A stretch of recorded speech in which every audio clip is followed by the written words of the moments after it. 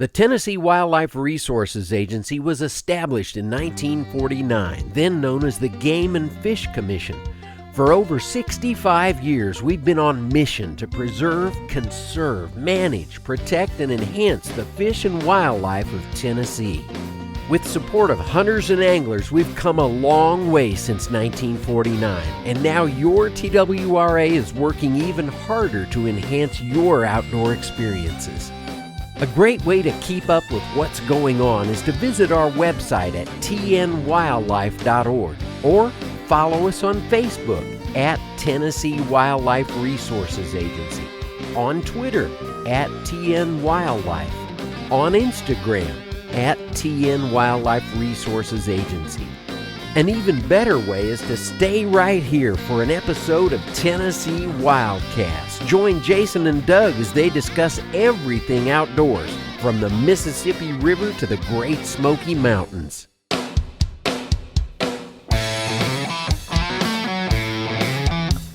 So now it's time for Tennessee WildCast, live from Studio B at the TWRA headquarters in Nashville. Here are your hosts, Doug and Jason. Hello, everybody, and welcome to this edition of Tennessee WildCast. And my host is a little different today. We got Miss Mimi Barnes with us. Hi, everyone. As our co-host, and Mr. Brian Lettner. Thanks for having me. Yeah, and so anyway, we're in a little different setting today. As you can see, we are outside, which is better than being in the studio sometimes. Much better. It is hot today, but we're going to make it through this show and have a good time while we're here. And it's a pretty special show. We're on location at Toys this year, and if you don't know what that is, it's Tennessee Outdoor Youth Summit. So Mimi and Brian are going to be teaching some classes at the summit this year, and it's at a new location at the Clyde York 4-H camp in Crossville, Tennessee. So it's a pretty cool deal. It's been going on for about 8 years now, and all the kids love to sign up and come and participate in the summer and learn a lot about the agency, learn a lot about or how to get involved in the outdoors, how to participate, maybe how to become a wildlife officer or a biologist or work in the field of wildlife in the future too. So it is a great thing. It's fun to see kids outdoors and not on their phones, and most of them are here as volunteers. They're voluntarily here. Right. And we appreciate that. We appreciate spending time with them. Yeah. So we're going to be hearing from Lacey Lane here in a little while, or later in the show, and she's going to tell us about the program and what all is involved. But you guys are going to be teaching some classes, and I want to first talk with Mimi about the class you're going to be teaching, and it's all about tracking. Tracking, yeah. Yeah. And it should be a pretty interesting class. So what all is involved with the stuff you're going to be talking about? Well, teaching? I've been tracking for years. As a little girl, the first track I ever saw was a beautiful raccoon track right in the middle of a sugar maple leaf, and I was hooked from that point on. I was probably 7 or 8. And I'm thrilled to come and share just basic tracking with the kids and signs. You know, our law enforcement officers often get called out about deer depredation, and if we get out there and we see 45-degree angle cuts on every stem in a garden, we know that that's not deer. They don't have any top front teeth. They're not leaving those nice crisp angles. So kids will learn some things along that line. They'll learn the common animals of Tennessee, how many toes they have. You know, many animals, their front foot looks different from their back foot, and that's for a reason. We'll talk about those things. One of the things that I really look forward to teaching them is how to tell the difference between a cat and a dog track and what a mountain lion track looks like. So we're, as an agency, often contacted with people that find tracks in their yards. Right. And they think, oh my goodness, I have a mountain lion. We say, send in that photograph, and what we find is it's a track of a large dog, and there's a couple really easy ways to tell the difference. Let me pull up that slide since you're talking about that. And the folks at home can see this, the difference between a big cat, a cougar, or a domestic dog or a coyote. Yes, I always say domestic dogs have really sloppy feet. We tend to see their claws, whereas the middle 2 claws of a coyote shows, but it's a nice egg-shaped track. Versus that of a mountain lion, which is, you know, it's not going to be as big as most people think, firstly, but any cat track has that dip in the heel pad. And there's no dog in their right mind that would have a cat dip in their heel pad. And that's at the top, right there at the top of the heel pad. Yes, the top of the heel pad, and then those 3 real distinct lobes at the heel base. And those are things we look for, along with whether or not claws are present. That's what I was going to say. I don't see claws on the cat paw there. So I actually brought along plaster casts, and the kids casts that were taken by the agency, and the kids can kind of sort through those and say cat or dog. And I really look forward to that, because they're our future educators. They're going to go back, they're going to share that with their family, they're going to share it with their neighbors. Very fun for me. And let's show this other slide real quick, and it's kind of a all-encompassing, shows maybe the kids will learn about all these or most of these this week. Yeah, it's important. I want them to know their state mammals, the raccoon, and I want them to know what that track looks like. They can, and anybody can, just spread cooking flour on their driveway, put a little dollop of peanut butter or bird food right in the center of that, and you'll be shocked at what travels by your house at night. Most people don't know that.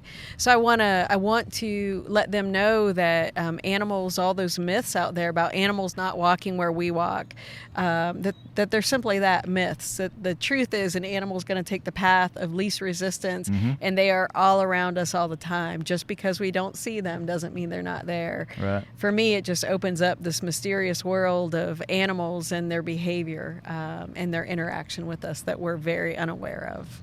Now, you've got some examples with you right here in front of us. Show us what you got. Yeah, so black bear aren't statewide. This camera right over here. Black bear aren't statewide. There's an airplane flying over us if you hear that. But that's all right. Hold them up a little bit higher. But there you go. For someone that's unfamiliar with how big a black bear foot actually is, and how it's about as big as your head in that camera, and how big that foot actually is, and how a bear walks, their back feet, they walk very similarly to a human, and their claws are present. But I love the kids being able to actually see what the bottom of a bear foot looks like. We actually did pull in some live feet, or some real feet. So this is awesome. Just a turkey foot. Off a turkey that was harvested this past year. It's a nice spur on that thing. It really is. It's a good bird. And they get to see the texture of the bottom of that bird's foot and recognize what that does for that animal in nature, and what we often see turkey scratch sign out there, and they'll actually see the nails that the turkeys are making those signs with. And then I brought along a bunch of different skulls, a bunch of different furs. I want them to recognize the different kinds of teeth that animals have and how they're utilized. And even with hair and the color that's on an animal's fur, it's in a different sequence depending on the types of animals that we're dealing with. Many times when a homeowner calls in and they want to know what's around their home and they found fur, we can tell them, oh, this is your dog. Or we can say, hey, you have a bobcat that walked through. Right. Those types of things are a lot of fun for me, and hopefully fun for the kids to learn about. One more slide that you had given me to show to the folks at home. This one here shows the gender. It says here in male and female, and maybe which way they're going. Is that what we're seeing here? Yeah, it is so fun if you know the direction that an animal's traveling in. And anything like a white-tailed deer, elk in the state of Tennessee, coyote, red fox, gray fox, they do something that's called direct register, where their back foot falls into their front foot when they're just walking along a trail. Okay. And if you can determine, I like 3 to 5 feet, actual footprints, you can determine left or right side of the animal. You can actually determine the gender. And in wild animals, this doesn't work for domestic dogs. It can work to some extent for domestic cats, but it's more so for wild animals. The chest of males is slightly wider, and when that back foot falls into the front foot's going to lay slightly to the outside for a male and slightly to the inside for a female. Okay. You have to have pretty pristine tracking conditions or nice mud or sand in order to see it, but it's empowering to be able to look at a line of tracks and know if it's a male or female, and the kids will walk away with that knowledge. Very fun. You're gonna try to set up some scenarios where they can see some real tracks and live tracks. Maybe we'll lure some animals in, and we'll set up some bait stations. But and there goes the canoes behind us. And we'll also see they'll learn their stride and straddle, and that can really help if they're in a search and rescue situation. Yeah. Yeah, it's fun to see stuff moving in and out. The entire week is just a buzz with stuff moving in and out for all the different classes the kids are offered. I had a list, but not in front of me. But I mean, canoeing and shooting and hunting and biology and fisheries, and it's just a little bit of everything happening this week. And it's great to be here and do it with the kids and let people know opportunities that they've got or the students have got to learn about what we do and maybe pursue a career in the future. Yeah, when I walked in this morning, I couldn't help but when the kids were coming into breakfast and saying good morning, I couldn't help but look at them and wonder if they were future biologists or wildlife officers coming to work for us. Someday we'll be long and retired, but. Well, Brian, let's let you talk a little bit. What's going on in the fisheries world? I know you're going to be teaching some kids about different things in fisheries techniques, from fishing to maybe even biology side of things. So what's going on there? Yeah, today's going to be my first opportunity to get to teach, and we're real excited about that. Myself and Brandon Ragland with our Region 3 Reservoir Fisheries team, we're going to come in and just kind of give an introductory class on the reservoir aspect of fisheries. We're kind of going to go into just basic agency structure and let them know that there are other avenues other than the wildlife officer when they're looking at potential careers with us. That there are many facets with the agency, and we've got a wide scope of responsibilities and duties. And it's going to be a great opportunity to get in and come in and teach these young minds. I helped unload some really big, heavy nets too. Yes, we've. Yesterday, our streams crew got to come in and teach the kids the fun stuff. They got to go out and electrofish.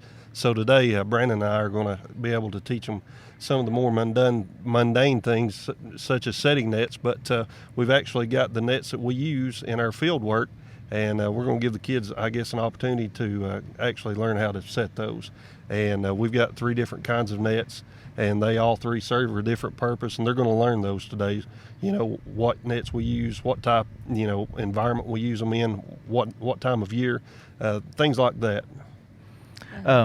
So I don't know if we officially introduced your title. What's your role in the agency? I'm a fisheries manager / biologist. It just kind of goes with whoever you're talking to. Sometimes one makes more sense than the other, but our duties and responsibilities are to maintain, enhance, to keep up the reservoir end of the fisheries program.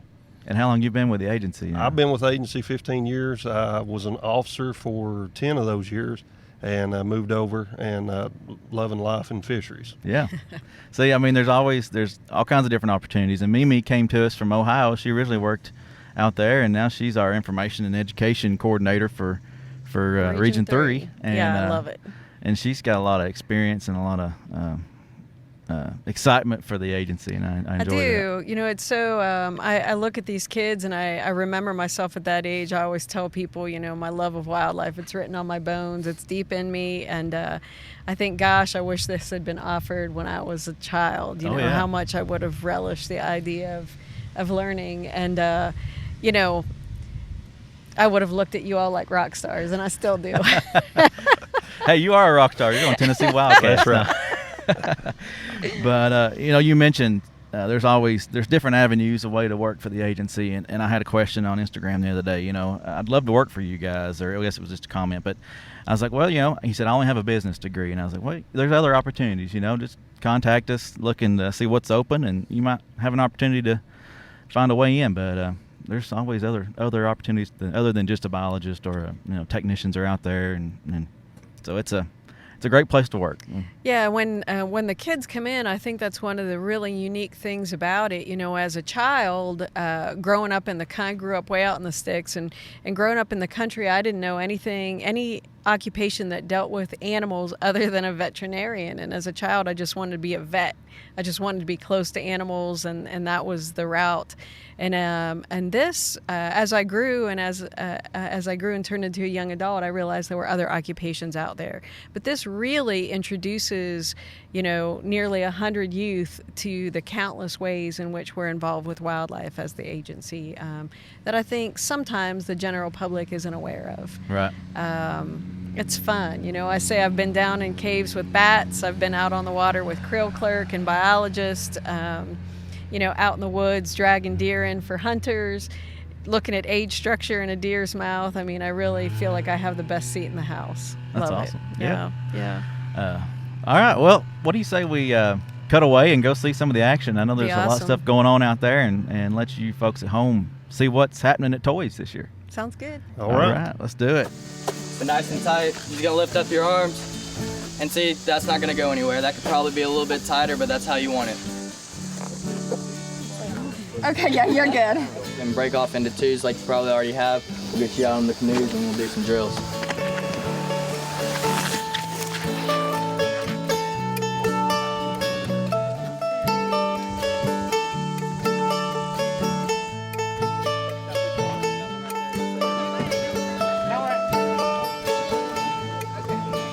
Mark, get set, go.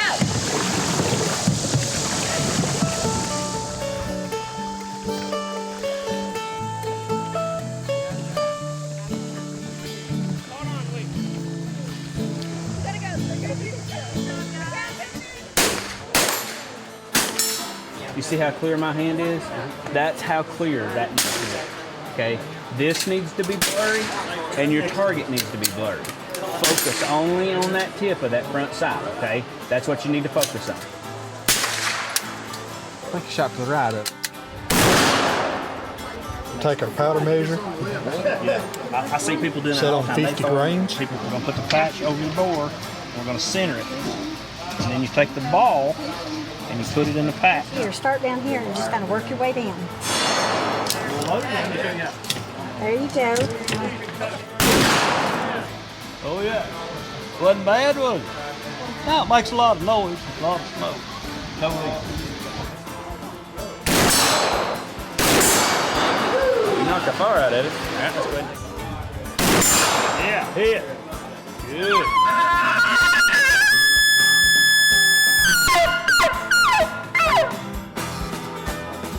We talked about Tennessee, how diverse this place is. You are an hour away from going and looking at elk.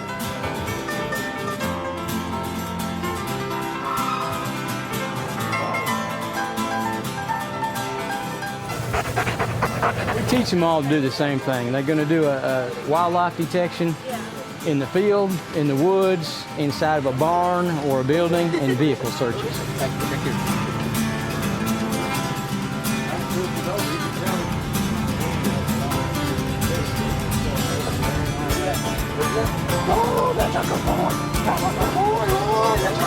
During deer season, the gun season, muzzleloader in the gun, okay? Yeah, we're 500 square inches of blade horn. If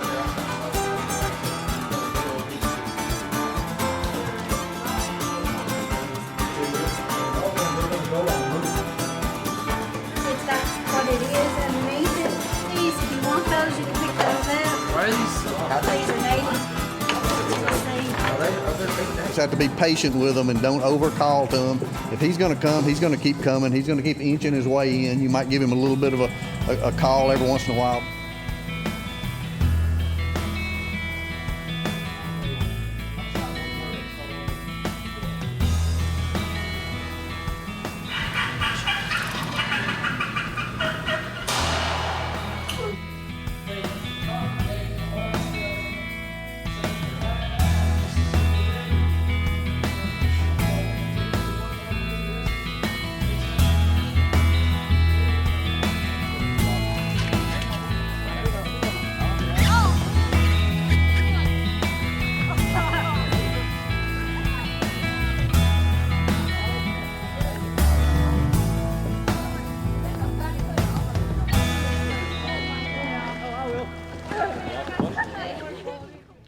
Okay, folks, man, that was some great stuff going on out there. I seen the kids were having a great time, and it's just amazing what all we have to offer here at Toys. And we just had Lacey Lane come in and sit in with us, and she's going to talk to us about a little bit behind how Toys got started, a little bit behind the scenes on Toys, and she's kind of leading the pack this year and making sure everything falls into place and doing a great job at it. And so, Lacey, thanks for being with us. Yeah, thanks for having me.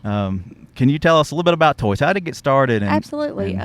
Officer Jeremy Odom actually started Toys a couple years ago. Well, long time ago, actually. About now. 8 years now, I guess. Yeah, isn't it? I mean, time flies, I guess, when you're having fun. But he started it in Clarksville, and it's been in Clarksville every year. And this is our first year to have it outside of Clarksville. And we moved it up here to Your radio, they're calling for you. I know, they're already calling for me. It's lunchtime. Yeah. We moved it up here to Crossville to try out something new and actually give the kids a more of an outdoor feel. And Region 3 and Region 4 guys from the agency has just really stepped to the plate this year. And this camp has just been amazing. You know, we came in on a Sunday night, and the kids got here. Check-in actually started at 3, and by 11 o'clock, I had a line for them. They were ready to get to camp. So Awesome. This year is just something different, and the kids are in bunk houses, and we get to have s'mores and build bonfires outside, and so it's a lot different than being in the motel. And we've had, you know, a couple kids say, you know, what happened to the motel? You know, we loved being there and having our own room. And I said, guys, you come to the Tennessee Outdoor Youth Summit. I said, why not get out and get to be outside and get to experience a youth camp that's outdoors? I said, a lot of states don't offer something, you know, like Tennessee does. And the agency has just really stepped up, and it's a great camp so far. And this is just day 2, but the kids are having a blast. So you mentioned, you know, kids staying in the hotel. It was in Clarksville. They had to stay off site, but here, you know, they got the bunk houses. They can it's great. sleep in a little bit longer. We got a mess hall, which is absolutely so much fun, you know, because I say it's fun, but the kids have to clean up after themselves. They have to make their beds, and you know, it gives them a little bit of responsibility. And it's just a regular summer camp. When you think of summer camp, this is it. Yeah. Do you show them how to tuck the sheets, make sure they get that fold just right? Well, you know, they have guy counselors in there, so Okay. the guys, they're kind of lenient on that because they can't do it themselves. So But the ladies' beds are nice and the and girls' tucked, right? bunk room is a lot cleaner, and it smells a lot better. So you all start planning this. I know we had a meeting. It was still cold out. Yes, I mean it's a year-round thing. Jeremy worked on it from the time toys started to the time toys was over, and I mean it was just continuous all through the year. And I've just pretty much just kept doing that for the foundation on their side, because I mean I actually run the pistol and rifle program for the state, and so I just help out with toys. And you know, Officer Odom done everything for toys, so I just kind of stepped up for the foundation and just kind of done what I was supposed to do, I guess. What time of year do the kids should people watch if their kids are excited about learning and having this experience? What time of year should they start watching for application? We normally start around March and April of sending stuff out and putting stuff online, and then you know we start taking applications 2 months prior to toys, so we have time to make their schedules and let them pick their classes and everything. And we do it a lot different than what they used to do. They used to do an online system, but we take into account, we let them rank their own classes this year, and we actually pick the classes that we think's best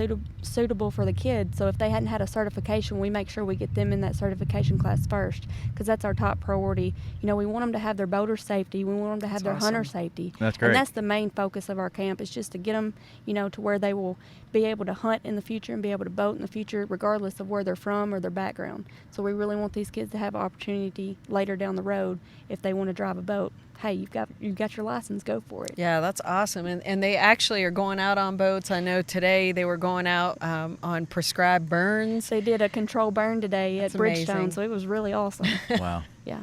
It's things that most people don't know we're involved with, but as a child, I think stepping into the agency and the many roles that they play, it just reveals so much about us. I love it. Right. And, you know, I grew up in the shooting sports, which the agency had the background in. They started, you know, grew up through that sport, you know, went to college, got a wildlife fisheries degree, and it's just awesome to be here with people that I grew up with and be able to work with them and just continue teaching kids about the outdoors. It's just awesome to be able to grow up through it and just see it all the way through. Yeah, we really appreciate everything you're doing. Not just for the kids, but for the agency. And this whole week just reflects the hard work that you all put into it. We really appreciate it. I know the foundation, we have a small staff, but with the agency's help, we've really just had an awesome camp so far. Mm-hmm. We love it. So we were in Region 3. We mentioned that, but have you seen a lot of folks coming from Region 4, kids from across the state? Is it better that it's in more in Middle Tennessee? We have kids from Memphis. We have kids from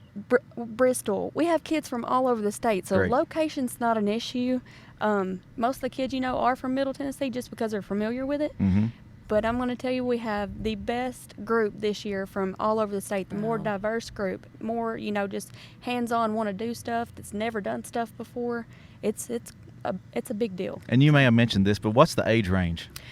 If 8th grade going into high school, Okay. and then high school seniors that just graduated are here, so it's their last year to participate.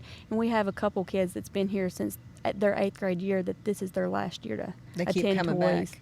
They've been here ever since 8th grade, so fantastic. it's really awesome to watch them grow up. And let's highlight some of the classes. I know we've talked about, the tracks and tracking classes and the fisheries classes, but we've seen canoes go behind us earlier. Canoes, kayaks, stand-up paddle boarding. They have the long-range rifle. They're going to get to shoot up to like 1,000 yards or something like that. It's Wow. really neat. That is pretty cool. We've got more opportunity here because we have more on site than we've ever had. So we've got new classes. We got scuba diving.